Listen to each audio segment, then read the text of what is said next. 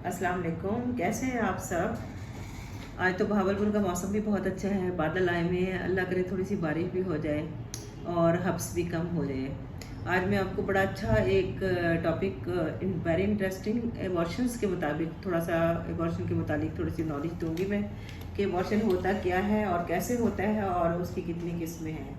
तो एबॉर्शन जो है, हम एबॉर्शन कहते हैं अगर किसी पेशेंट ने कंसीव कर लिया, वो प्रेग्नेंट हो गई और फर्स्ट मंथ से लेके 5 to 6 मंथ तक अगर उसका बच्चा आगे ग्रो नहीं करता या ग्रो करने के बाद अंदर ही ख़त्म हो जाता है या फिर वो एकदम से निकल जाता है बाहर, बच्चेदानी से बाहर निकल जाता है या फिर डेड हो जाता है या फिर ब्लीडिंग होती रहती है, तो उसके बावजूद वो यूट्रस के अंदर ही रहता है लेकिन वो सर्वाइव करने के काबिल नहीं होता, ये सर्वाइव नहीं कर सकता, उसे हम एबॉर्शन कहते हैं। अब एबॉर्शन जो है, पेशेंट ने कंसीव किया, उसे 2 to 3 मंथ प्रेगनेंसी हो गई और उसके बाद पेशेंट का एकदम से ब्लीडिंग शुरू हो गई और उसे सीवियर पेन हुई। वो हमारे पास आई, हमने उसे चेक किया, हमने उसे कहा कि तुम्हारा बच्चा तो बिल्कुल सही है और तो लेकिन ये अभी इसको हम कहते हैं थ्रेटेंड एबॉर्शन हो गया जी, थ्रेट कर रहा है ये। एक होता है पेशेंट ने हिस्ट्री दी कि वो प्रेग्नेंट थी 2 मंथ 3 मंथ 4 मंथ और एकदम से उसे पेन स्टार्ट हुई और उसका पूरा का पूरा बेबी बाहर निकल आया, उसे हम कहते हैं स्पॉन्टेनियस एबॉर्शन हो गया उसका। और एक पेशेंट हमारे पास आती है, उसे पता होता है कि उसने कंसीव किया होता है, उसने कभी चेकअप ही नहीं करवाया,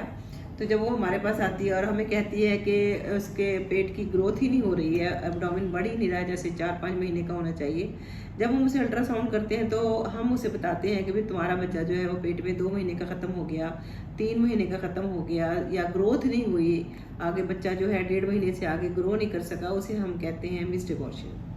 अब उसकी ग्रोथ क्यों नहीं हुई, इसके तो बहुत सारे कॉजेज़ हैं, वो तो खैर मैं बताने से रही अभी इस वक्त। मैं चाहती हूँ वीडियो छोटी सी और इंटरेस्टिंग हो और आप लोग जो है ना उसको एंजॉय करें एक तरह से और इन्फॉर्मेटिव भी हो। तो ये उसका एबॉर्शन हो गया जिसे हम मिस्ड एबॉर्शन कहते हैं और ये मिस्ड एबॉर्शन बहुत ज़्यादा है। तो थ्रेटेड एबॉर्शन में तो हम फिर भी कह देते हैं कि आप रेस्ट करें, मेडिसिन लें, ठीक हो जाएगा, उसे हम कहते हैं कि एविटेबल एबॉर्शन भी है। एक होता है कि पेशेंट के बच्चे की कार्डियक एक्टिविटी भी होती है और बच्चा 2 to 3 मंथ 4 मंथ 5 मंथ जो भी होता है, लेकिन उसका या तो ब्लीडिंग सीवियर हो रही होती है या पेन सीवियर हो रहे होते हैं या बच्चेदानी का मुंह खुल चुका होता है, तो हम कहते हैं ये इनएविटेबल एबॉर्शन है। अगर एबॉर्शन जो है वो लगातार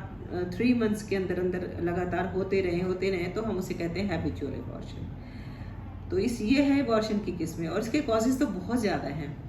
उसमें कॉजेज़ तो मैं इतने आपको नहीं बताना चाहती कि बहुत ज़्यादा कॉजेज़ हैं इसके, बस इन्फेक्शन भी हो सकता है और अगर किसी पेशेंट की हिस्ट्री है कि वो डायबिटिक है और ब्लड प्रेशर भी हाई है या ब्लड ग्रुप नेगेटिव पॉजिटिव का है, तो इसमें भी एबॉर्शंस हो जाते हैं, शुगर में भी हो जाते हैं, जैसे शुगर कहते हैं हम। उसके अलावा पेशेंट को कोई इंजरी हो जाए उसमें भी एबॉर्शन हो जाता है उसका, अगर पेशेंट को इन्फेक्शन हो जाए उसमें भी एबॉर्शन हो जाता है, कहीं चोट लग जाए, कहीं पेशेंट गिर पड़े या उसने कोई ऐसी कोई चीज़ खा ली हो जो एबॉर्टिव पेशेंट हो, मसलन एंटी मलेरियल ड्रग्स अगर ले ले तो उसमें भी एबॉर्शन हो जाता है। अगर बहुत सारी गर्म चीज़ें खा लें जिसे पेशेंट कहते हैं जी गर्म हो गई हैं, खजूरें खा लें, कोई और देसी गर्म चीज़ें खा लें, उसमें भी एबॉर्शन हो जाता है। ये इतना